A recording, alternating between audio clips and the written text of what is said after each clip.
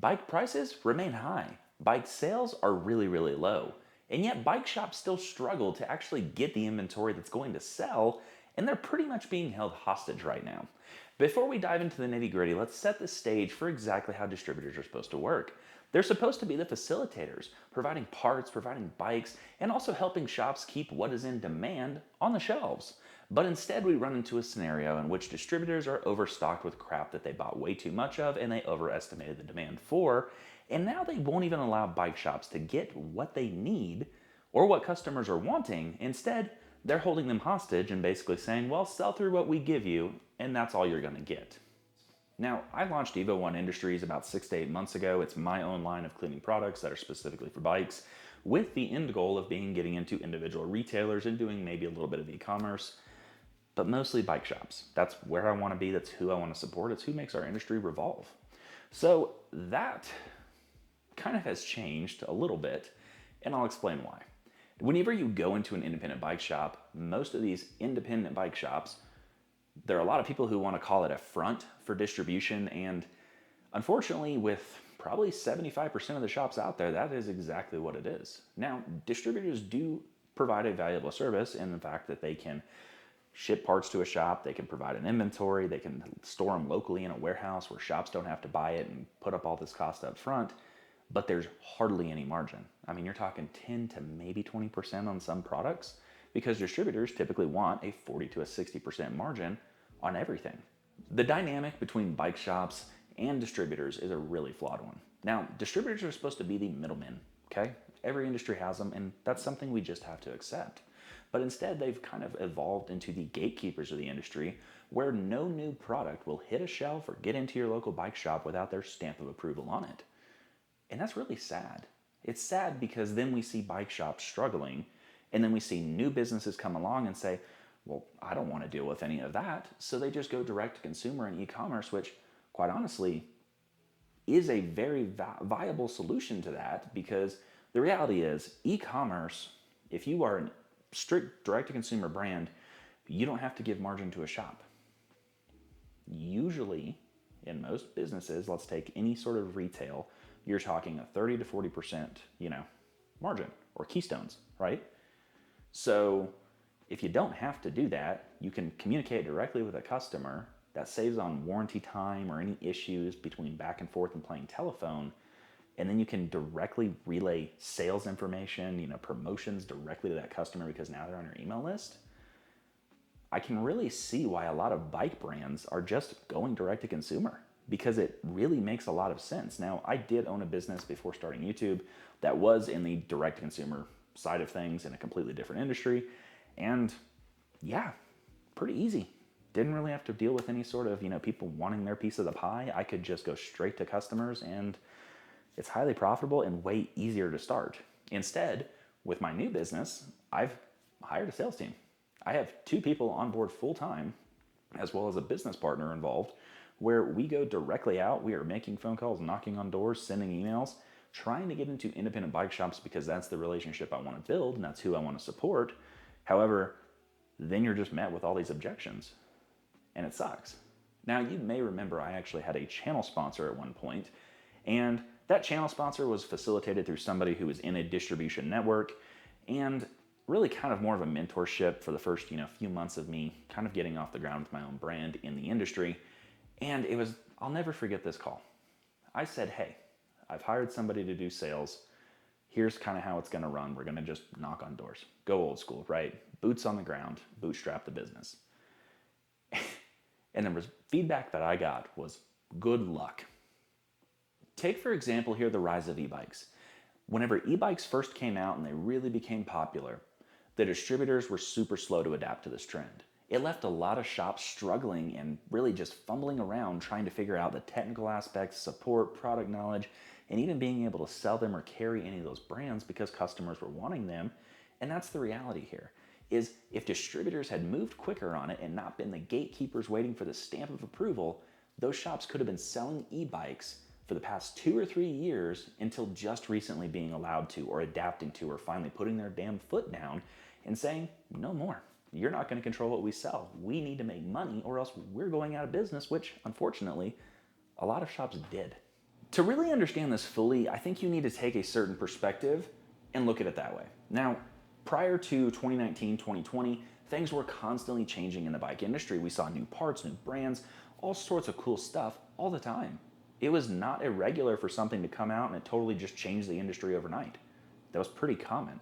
Now, then we ran into the whole supply chain bottleneck. All of the parts manufacturers and whatnot pretty much got wiped out as far as inventory, and then they were backlogged. Bikes got bought up by distributors who then supply the bike shops. But then now we have bike shops struggling to sell old inventory, as is evident with all of the recent articles. Bicycle retailer, for example, shops are struggling to sell old inventory. And then go walk into your local bike shop. There's not much new on the shelves. Nothing's really changed. And that's because the distributors are essentially stocking their shelves. So then now you see distributors who, again, gatekeepers, they are the ones who are stifling all this innovation in the industry and new brands being able to come out because their warehouses are so full of stuff that they overestimated on. I mean, think about this. Recently, the most exciting news that we've had has either been tariffs or tire technology. When did we ever care about any of that before? Seriously, that's now what we're excited about. Now, recently there has been a very large trend across the industry, and that's bike shops that are literally standing up to these big distributors and saying, no more, we're done, and actually carrying independent brands. One really cool thing that actually happened recently with my brand is we went into a local shop. They were a huge advocate for one of the large, colorful, color-schemed brands that usually has their own dedicated retail displays that are very expensive. Probably know who I'm talking about. And this guy was done with distributors. He had been walked on, trampled, thrown under the bus, held hostage, which a lot of shops feel this way and have this sentiment. He took our product, cleared the shelf out, put our product on that brand's shelf as kind of a big middle finger to the distributors who have done him wrong. And that's really the sentiment across the entire industry right now for the shops who have really woken up and figured this out and stopped blaming the customer, blaming the brands, blaming everyone else. Blame the relationship with the distributors who hold you hostage and limit what you can actually do. It's not going to change overnight. Bike shops really have to step up to the plate and answer the phones. They have to maintain inventory levels. They won't necessarily be able to tell a customer, hey, it's going to be here Tuesday. They're going to have to say, hey, usually it takes a couple days. It'll get here when it gets here and we'll call you. And they're going to have to make that call. Instead of having some automated form of Amazon-like delivery and shipping and logistics, which they've kind of gotten accustomed to. But that's the cost. They're going to have to take risks on new products, which they're just going to have to trust the salespeople as well as their own gut and what they've seen out in the market and knowing their customer base again. They're going to have to take risks. And that's scary for a lot of shops right now who are operating on razor-thin margins. But, then again, scared money don't make money. So right now, distributors, they're the scared money of the industry. They're not making money because they're not taking on any risk. They're not letting new brands come in, innovate, or even get into the industry. And they're stifling everything. That's why we're so excited about tires and tariffs. Again, it's sad. It's sad. But I truly think that right now is the time for industry disruption. It's time for brands that maybe you're direct to consumer right now, go into local bike shops. Because the sad part of it is, if local bike shops are just selling the same old thing, it becomes a JCPenney situation where they just keep shutting down because everything's the same and people can just buy it online. And before you know it, your local bike shop becomes the city bike shop, then the county bike shop, then the state bike shop, and then it's all just online. What can you do to change all this? Go into your local bike shop, and if there's an independent brand or a new product you've been wanting to try, ask them to get it for you. And if they say, well, I don't know if we can, tell them it's okay. Tell them it's okay to take a risk. That it's something people want, it's innovation that people want across the industry, not the convenience. I think that the biggest problem, and I think that the thing that shops may have tried to adapt to here, which has really led to the rise of this whole distribution overlord problem that we're running into, is the fact that people have gotten so accustomed to Amazon and Prime and getting 2-day free shipping and knowing exactly when something's going to hit their doorstep that now that's what they expect from every single retailer, and it's just not realistic. Do you know how many stores have been crushed because we've got the Amazon model in place? And I'm not saying that I'm perfect, I still order from them occasionally, but even then, prime shipping is still not always 2 days. Sometimes it takes 4 or 5 or arrives damaged. It's as it is in any industry. So why have that same expectation out of your local bike shop and then just move on to an online store? That's not really fair.